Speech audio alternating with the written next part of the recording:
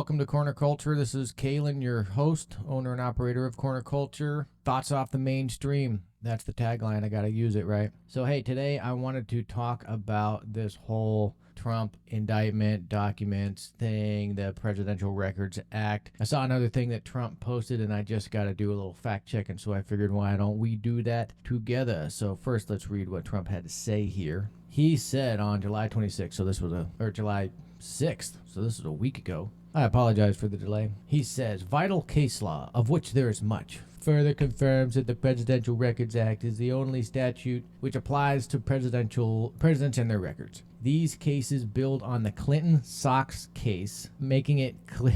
The Clinton-Sox case and making it clear that presidents have complete latitude and authority when it comes to documents, as well as the PRA has no criminal enforcement mechanism. Okay, so we got a lot to fact check already. Deranged Jack Smith. I love how he always adds these like deranged and other words. It's so funny. Deranged Jack Smith knows this, but refuses to even mention the words Presidential Records Act in his scam indictment of Biden's political opponent, who is leading by a lot. In the middle of a campaign. Oh, no. The same Department of Justice that is now going after President Trump just a few years ago argued on behalf of the president for a wide and complete application of the PRA in many cases, and won in front of Democrat-appointed judges such as Supreme Court Justice Ketanji Brown Jackson, who ruled totally in favor of the president. Okay? These facts decisively and without question explain why the current weaponized DOJ corruptly failed to mention the PRA in their contrived indictment against me, and are also just some of the key reasons why that case should be summarily dropped, with a long rebuke of the extensive prosecutorial misconduct that has been committed by Merrick Garland, Deranged Jack Smith, Lisa Monaco, and many other Trump haters within the DOJ and FBI. All right, so starting from the top, vital case law, of which there is much, further confirms that the PRA is the only statute which applies to presidents and their records. These cases build on the Clinton-Sox case and making it clear that presidents have complete latitude and authority when it comes to documents, as well as that the PRA has no criminal enforcement mechanism. So let's check that, shall we? And what I'm actually going to do is hop on over to chat. OpenAI. What is it? Let's just chat GPT. Come on, chat. Whoa. Is this what it normally looks like? I don't recall. Okay, chat. Yeah. I know. All right, let's go to 4. New chat. Oh, we're on new chat. Okay. So, hey, chat. Always got to call them chat. Be nice. Be nice to the AI is important. Hey, chat. They are going to be our rulers one day, so you got to be nice to them. Does the Presidential Records Act of, 1978? Was it 1978? Have an enforcement mechanism? Yes, it does, according to chat.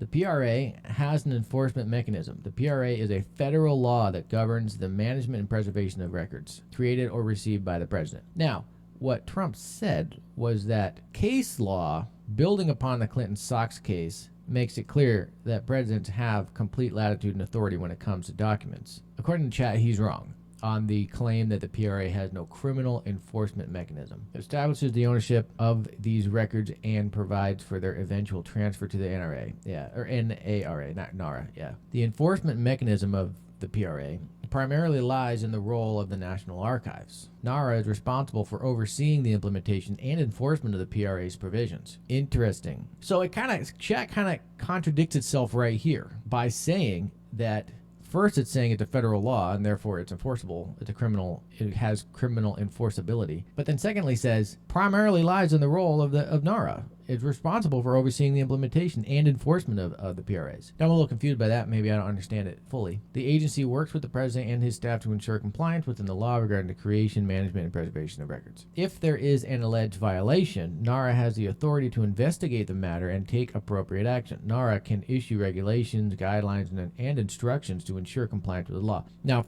I don't know this for a fact, but from what I understand, Trump's lawyers and or his staff were very much in correspondence with NARA leading up to the whole indictment. First of all, leading up to the raid, and so like there was apparently supposedly a ton of back and forth and something about locks on the doors, and like Trump and his staff claimed that they complied with everything that was being requested of them, and that they did it all, and then all of a sudden they got raided, and they were totally surprised by that. No one was surprised by that. So anyway, like I said, I don't know that for a fact, of course, but I do recall hearing on somewhere that being said. All right, in cases where there is a dispute for noncompliance, has the power to seek judicial enforcement. The agency can initiate legal proceedings to enforce the provisions of the PRA, including compelling the production of records, imposing penalties for noncompliance, and taking other necessary action to ensure the proper management and preservation of records. Okay, so here it's saying they have, like, basically they have a lot of authority when it comes to enforcing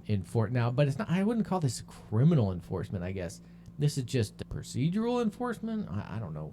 This doesn't sound criminal to me. I don't know if that's. And so I don't. Again, with law and all this stuff, it's we're splitting hairs. I don't know. Oh, a note from chat. Oh, this is going to be good. It's important to note that enforcement actions under the PRA are relatively rare. Oh, thanks, chat. Thanks for letting me know. And the law primarily operates on the basis of cooperation between the president and NARA. The law primarily operates on the basis of cooperation between the president and NARA to ensure the preservation of historical records for the benefit of future generations. Another thing I heard, and this came from comedian Dave Smith, who, if you don't know who Dave Smith is, you got to listen to that guy. He is brilliant, sharp, and funny to boot, And I believe it was on Joe Rogan's podcast saying that the documents that Trump kept are basically the documents that prove that they tried to trick him into getting into war with Iran, and that's why he kept them. It's because it's basically like the smoking gun in his mind, I guess, or something. I don't know, but that's the thing that nobody's talking about, according to Dave Smith. Is like, the intelligence agency was literally after him, just like Chuck Schumer said. Chuck Schumer famously straight up said it on Rachel Maddow's show. You don't mess with the intelligence agency. They got 6 ways a Sunday to get back at you. The president of the United States. The intelligence agency has ways to get back at you. That fact alone, I don't understand how people just go on about their daily lives knowing that this is out there, that this exists, and not just like completely enraged by it. But here we are. So anyway, okay, now let's ask some more questions. What about case law involving the Clinton sock case that has settled whether the president can, what did he say? The president can have complete latitude and authority when it comes to documents. Let's just go ahead and copy that right into this. The president has complete latitude and authority when it comes to documents. I apologize for any confusion. Chat's apologizing to me for any confusion. Oh, thanks. But as my knowledge cut off in September 2021, there's no, but this happened way before 2021, chat, so don't worry about that. There's no specific legal case known as the Clinton sock case that has settled the question of whether the president has complete latitude. Okay, well, first of all, hold on, before I read the rest, what do you call the case involving President Clinton? I can't type today. Clinton famously keeping documents in his sock drawer. The case you're referring to is commonly known as the White House sock drawer case. Okay, sorry, chat. It involved the discovery of missing documents from the White House that were found in the personal possession of President Bill Clinton's former deputy White House counsel, Vincent Foster, after his death in 1993. Following Foster's death, investigators discovered that he had kept some documents related to the Whitewater controversy in his personal files, including in his sock drawer at home. The Whitewater controversy, Whitewater, not Watergate, Whitewater. Wait, what's Whitewater? Whitewater refers to the real estate investment and financial controversy emerging in the 90s involving President Clinton and his wife, Hillary Clinton. The controversy was named after the Whitewater Development Corporation, a failed real estate venture in Arkansas. Oh, yeah. Okay, now I remember a little bit about this. In the late 70s, the Clintons and their business partners invested in land development known as Whitewater. The project involved a parcel of land in Arkansas. The controversy arose in the 90s when investigations began to examine the Clintons involving blah, blah, blah. Impropriety, possible conflicts of interest. Okay, blah, blah, blah. So it was a thing in Whitewater. Okay, so for this Foster guy kept documents related to Whitewater, and the discovery of documents in Foster's possession, including those found in his sock drawer, raised questions about the handling and retention of official White House records. It led to further investigations and legal scrutiny surrounding the administration's record-keeping practices. Okay, that's not insignificant. However, it's worth noting that the White House sock drawer case is not a specific legal case with a formal name, rather it refers to the broader blah, blah, blah. Okay, going back to this up here now. It's worth it's not called the Clinton sock case, fine. However, it's worth noting that there have been legal disputes and court cases involving the release of presidential documents and records. There have been. For example, there have been cases related to the FOIA requests seeking access to presidential records. These cases often involve a balance between the president's need for confidentiality and the public's right to access information. The president is a servant of the public. Everyone in government is a servant of public. How on earth is it that they can keep any secret from us? I don't understand that at all. You work for us, God damn it. God, that pisses me off. The president, the public's right to access information should be absolutely unabridged, unwavering. One significant case related to presidential records is the United States versus Nixon 1974 case, which involved President Nixon's attempt to withhold certain tapes and documents related to Watergate. Yeah, okay. It's important to recognize that the balance between presidential authority and transparency is an ongoing legal and political issue that may continue to evolve. That's notable. New cases and legal interpretations may arise, shaping the understanding. Okay, shaping the understanding. All right, so what is the current shape of understanding regarding the claim that Trump makes that presidents have complete latitude. As of my knowledge of September 2021, the claim that presidents have complete latitude and authority when it comes to documents is a matter of ongoing debate and interpretation. God damn it, chat. Just give me an answer, would you? Presidential authority over documents is subject to checks and balances provided for the U.S. Constitution and blah, blah, blah. The PRA governs the management, blah, blah, blah. The PRA limits a president's ability to dispose of or destroy certain records. To dispose of or destroy certain records. I don't believe it destroyed or anything, or dispose of anything, and grants authority to the NARA to preserve and provide public access to these records. Well, apparently not all the time. Additionally, the FOIA grants the public the right to request access to certain information, federal government records, including those generated by the president and his administration. While there are exemptions and limitations to FOIA, it establishes a legal framework for transparency and public access to government documents. I kind of just had a thought or a realization maybe. You know, a lot of times things just go disappearing in government. Like, for example, JFK's brain just gone. A lot of the moon landing original footage is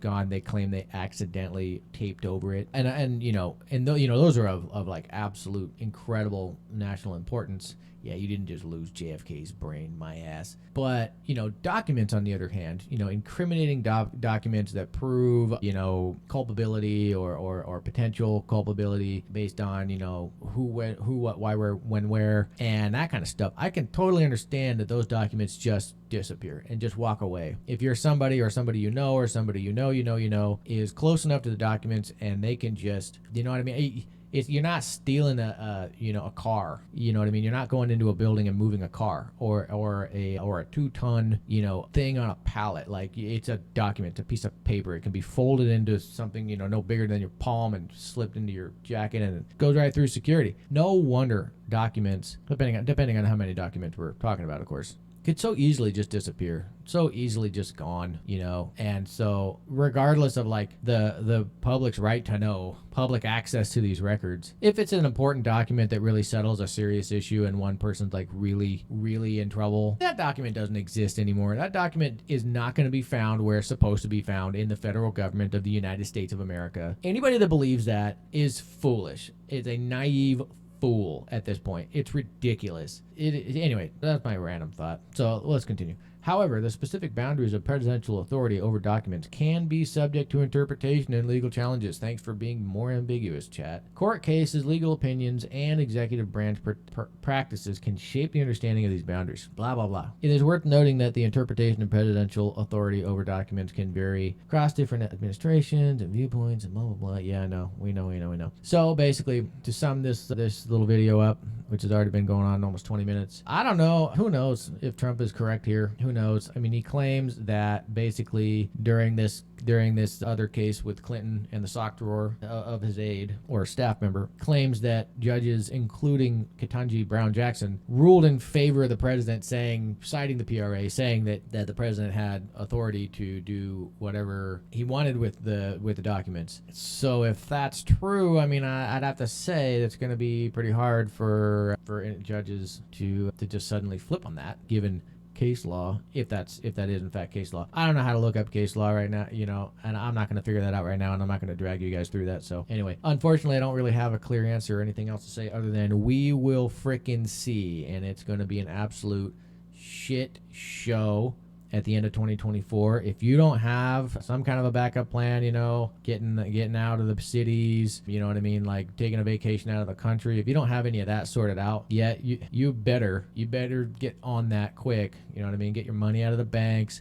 Get Bitcoin, get all your valuables sold off, and get a high dollar value for them. You know what I mean? Get the hell away from cities. If you haven't done that yet, what are you waiting for? Like, you think that the country's not going to burn to the ground no matter who wins? It doesn't matter who wins. If President Trump wins, or if Biden wins, or any Democrat wins, or if any Republican wins, even if it's Ron DeSantis or Vivek Ramaswamy, like if any of them win, and especially if it's Trump, the country's going to burn to the ground. And and then if Biden wins, or if Kamala wins, or if it's Gavin Newsom, if they win, you know what I mean? And the polling says one thing, but then the electoral votes say another, and then in the middle of the night, Minnesota gets 100,000 votes for the Democrat out of nowhere. There's gonna be blood in the streets, man. It's gonna be ugly. So if you don't have a backup plan, you don't have a way to get the hell out of the country, or get into the no man's land of the country, you better get on it. Anyway, this is Corner Culture, thoughts off the mainstream. I'm Kalen.